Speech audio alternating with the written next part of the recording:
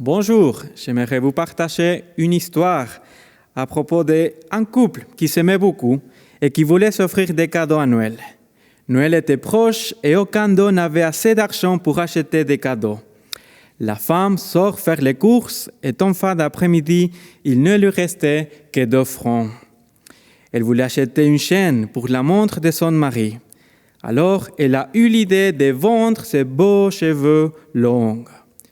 Quand elle arrivait à la maison avec le cheveu court, mais avec la nouvelle chaîne pour son mari, elle était impatiente de le voir arriver et lui offrir le cadeau. Quand son mari est arrivé, il est paralysé. La femme concernée explique ce qui s'est passé, comment elle a vendu ses cheveux pour acheter la chaîne pour sa montre. L'homme sourit et l'embrasse et lui dit « J'ai vendu ma montre pour t'acheter cette brosse pour tes longs cheveux. » Nous avons le prophète Michée dans le chapitre 6. Il est plus prudent que cette femme. Il se demande « Avec quoi veux-je me présenter et adorer l'Éternel? Et avec quoi m'inclinerai-je devant le Dieu très haut? Irai-je devant lui avec des holocaustes, avec des veaux hachés d'ânon? L'Éternel vaudra-t-il des milliers de béliers, 10 000 torrents d'huile? Devrais-je sacrifier mon enfant premier-né pour payer pour mon crime? Le fils, chair de ma chair, pour expier ma faute? On te l'enseigne, homme, ce qui est bien, et ce que l'Éternel demande de toi, c'est que tu pratiques la justice, que tu aimes la miséricorde et que tu marches humblement avec ton Dieu. Le dictionnaire biblique définit la justice comme un état dans lequel il existe une relation juste entre l'homme et Dieu, malgré la compréhension limitée de l'homme, de la volonté et du dessein de Dieu. Un autre dictionnaire séculier définit la justice comme la vertu qui tend à donner à chacun ce qui lui appartient ou ce qui lui correspond. La vertu qui tend à donner à chacun ce qui lui appartient ou ce qui lui correspond. Dans les temps prophétiques, l'appel à la justice était lié aux soins des pauvres et des nécessiteux. Ils ont aussi parlé du bien-être dans la communauté. Nous entendons toujours parler de justice.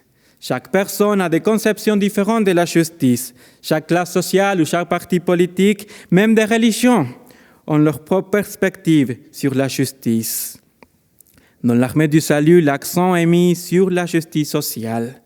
Une armée engagée pour le changement dans des sociétés où les injustices sont commises au quotidien.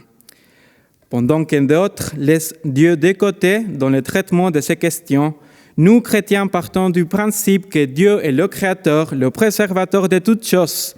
Il est le modèle de justice. Dans l'Ancien Testament, nous trouvons un prénom pour Dieu, et c'est El Roi, le Dieu qui me voit. Mais alors, comment pouvons-nous harmoniser ce nom de Dieu, El Roi, le Dieu qui me voit, avec les guerres, les meurtres, la traite des personnes, la corruption politique, le trafic de drogue? Tout cela amène les gens à penser que Dieu, en vérité, il ne voit rien, que Dieu n'a plus d'intérêt dans ce monde, que Dieu ne se soucie pas de sa création. Ce que les gens ne comprennent souvent pas, c'est que toutes ces injustices commises par l'homme sont le produit du péché dans la vie des citoyens, dans la vie des dirigeants. Où est Dieu, se demande-t-il. Sommes-nous prêts à répondre à cette question? Dieu s'est toujours montré intéressé par sa création. Dieu est maître de toutes choses, alors il affirme dans sa parole, tout ce qui arrive, c'est parce qu'il le permet. Dieu voit la souffrance de son peuple. Il l'a vu dans l'Exode chapitre 3 où son peuple était asservi.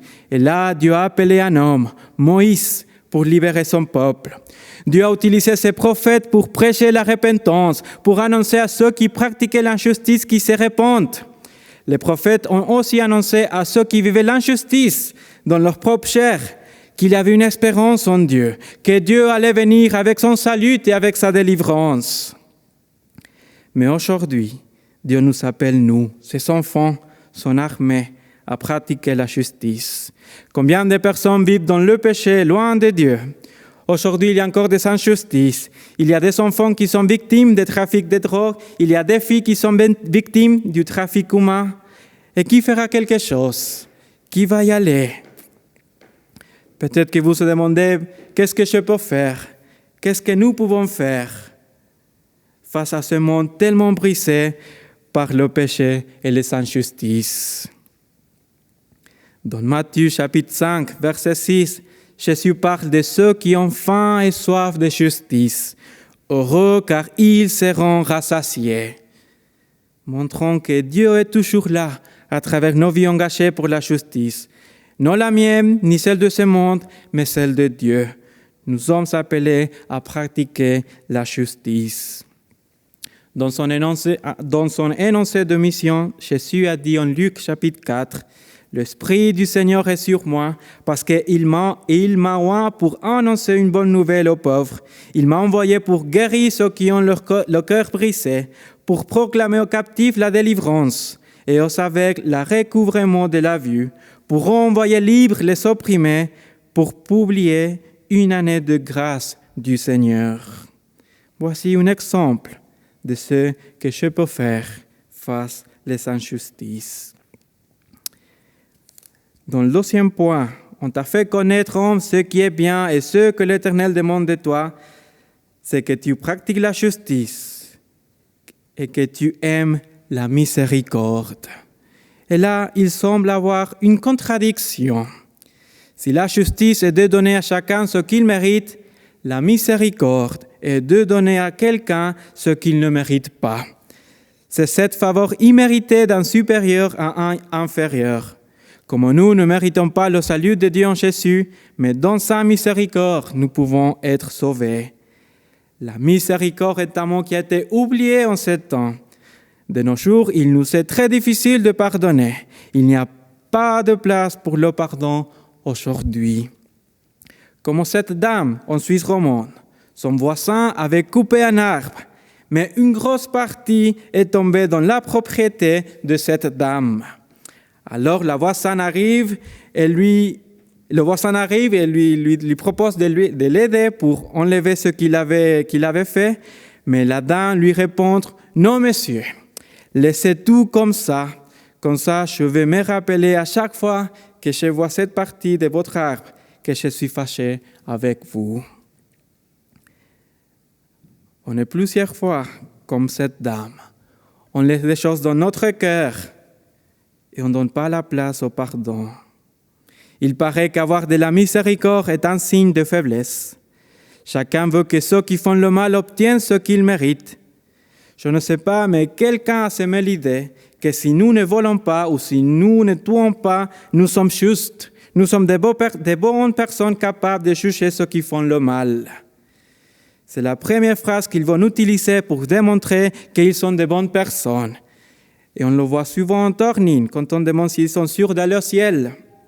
Ils vont dire « Je ne vole pas, je ne tue personne, j'ai mon travail, je fais du mal à personne. » Alors s'il faut que cela pour être une bonne personne, l'enfer est rempli de bonnes personnes. Jacques, chapitre 4, verset 17, nous dit que ce n'est pas le mal que nous ne faisons pas, mais le bien que nous devrions faire et que nous ne le faisons pas. Jésus a dit qu'il n'y a de bon que Dieu.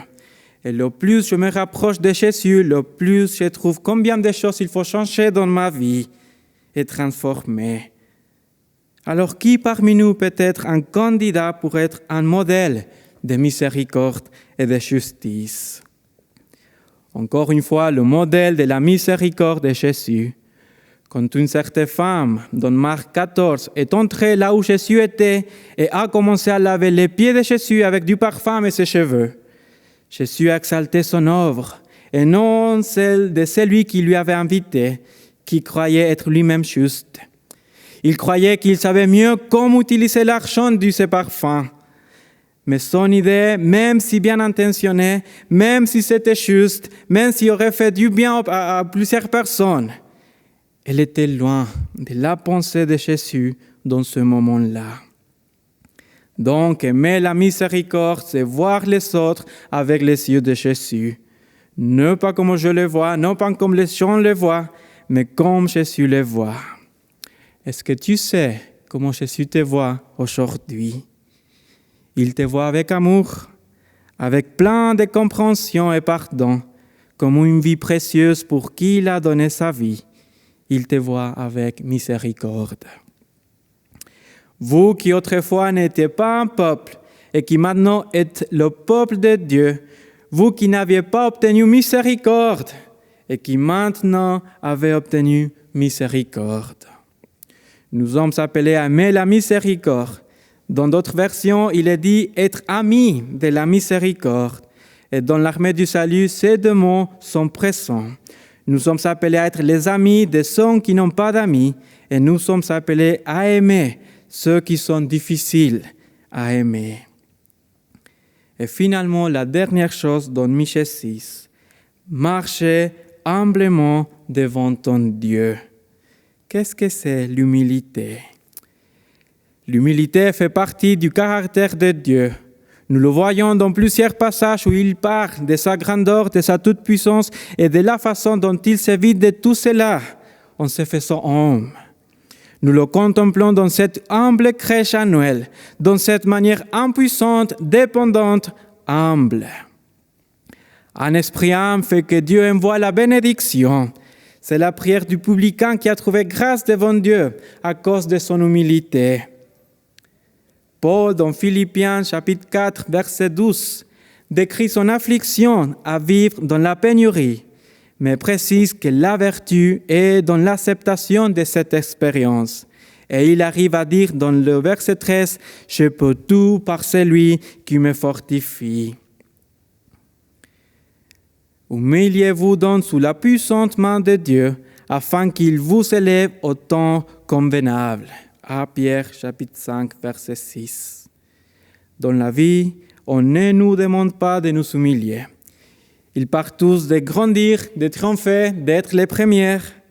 Mais Dieu nous commande ici de nous humilier devant lui, devant sa main puissante, son œuvre puissante dans nos vies. Parce que c'est lui qui exalte et qui humilie. L'humilité en Dieu est liée à sa justice, car c'est lui qui exalte et c'est lui qui humilie. Le Seigneur nous garde de la promotion de nous-mêmes ou de notre travail. Paul avait tout ça comme des déchets pour que Christ soit glorifié dans sa vie. En fait, dans ces mots-là, dans Philippiens chapitre 3, verset 8, Paul utilise un mot très fort. Le mot grec, c'est eskubala. Et c'était un mot très informel à utiliser. Du coup, j'imagine bien que les Philippiens, quand ils ont lu ces lettres, ils ont bien ouvert les yeux à cause de ce mot-là. Mais c'était vraiment pour décrire comme tout ce qu'il avait accompli, tout ce qu'il était, c'était rien pour lui, afin que Christ soit glorifié dans sa vie. Jésus est le meilleur exemple de marcher dans l'humilité. Il n'est pas seulement né dans une crèche, mais il est mort sur la croix, la pire humiliation. Et Dieu l'a levé le plus haut des cieux. Marcher humblement, c'est reconnaître tous les jours que j'ai besoin de Dieu, de sa grâce, de sa miséricorde, de sa justice. De reconnaître que tout ce que j'ai accompli n'était pas pour moi, mais pour lui et les opportunités qu'il m'a données par sa miséricorde. S'humilier devant lui, c'est lui donner la place juste dans mon cœur, lui donner le contrôle de ma vie. C'est là que nous pouvons expérimenter cette main puissante de Dieu en action. Dans le chapitre 5 de Michée, nous voyons le plus grand exemple de justice, de miséricorde et d'humilité. Dieu a envoyé Jésus afin qu'il paye pour les péchés de l'humanité. Celui qui paierait pour les péchés devrait être sans péché, sans tâche, pour devenir un sacrifice acceptable. Voici la justice. Dieu a envoyé Jésus mourir pour les péchés de toute l'humanité, même quand il ne le méritait pas. Voici la miséricorde. Dieu est venu sur la terre pour mourir sur une croix et recevoir toutes sortes de maltraitances. Voici l'humilité. Il t'a fait connaître ce qui est bien. Mais ça ne suffit pas être une bonne personne. Tout seul, on va trouver que notre justice, elle est mélangée avec des injustices. On va trouver que notre propre amour, il est limité. Et on va trouver que notre humilité, il ne nous amène pas à nous humilier devant sa main puissante. Il nous faut la plénitude du Saint-Esprit pour accomplir ce qu'il lui nous demande. Soyez bénis.